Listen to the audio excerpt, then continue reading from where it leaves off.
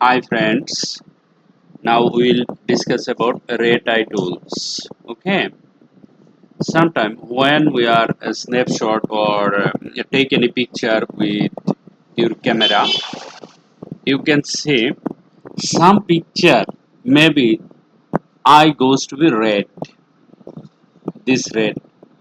Then client has given work to remove the red color.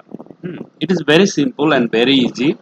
You have to just click the tools, red eye tools. See, when you go toolbar, then you will find out there is a red eye tool. Just click one, select one, and you come here.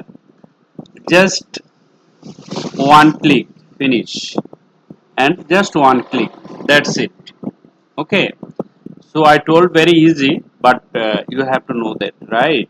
So thank you very much for watching this video. Bye bye.